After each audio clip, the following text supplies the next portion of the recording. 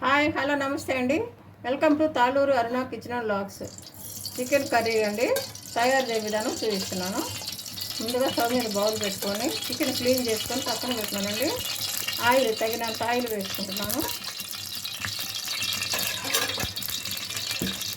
Onions cut చేసుకున్న onions వేసుకోవాలి. Oil వేడెక్కిందండి.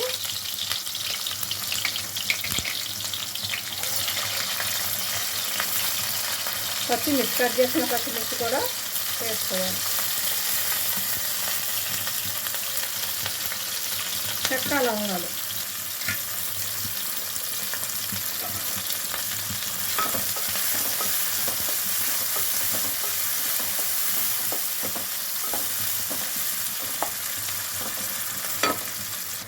కరివేపాకు పుదీనా ఆకు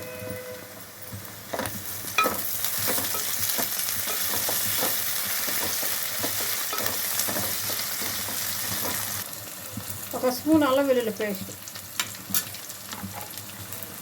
టమాటా ఒకటి కట్ చేసుకున్నాను.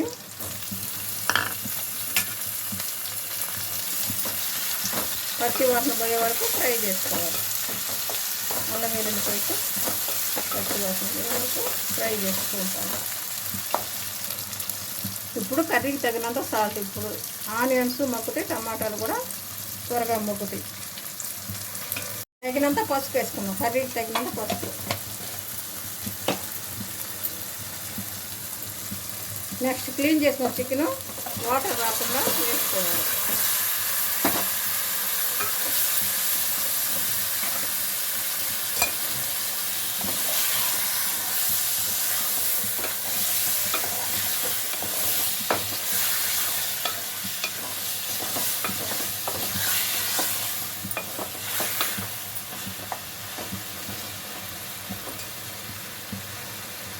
ఒక 2 minutes మూత పెడతాం.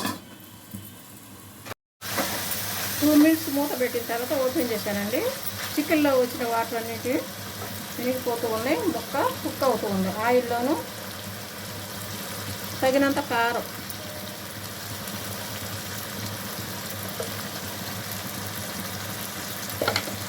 గరం మసాలా తగినంత.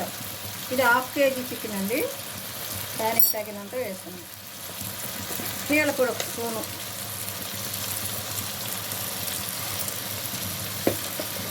మొత్తం కలిపి గరం మసాలా, కారము, ధనియాల పొడి ఒకటి మొత్తం కలుపుకోవాలి.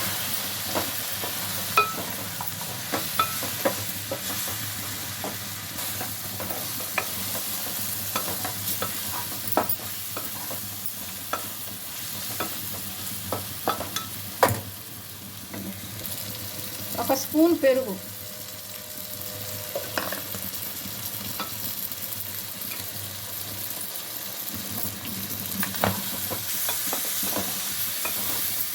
మొత్తం కలుపుకోవాలి.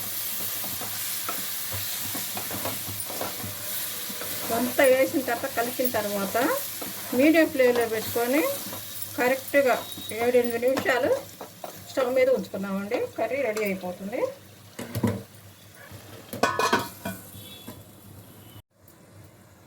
ఓపెన్ చేసి చూద్దామండి.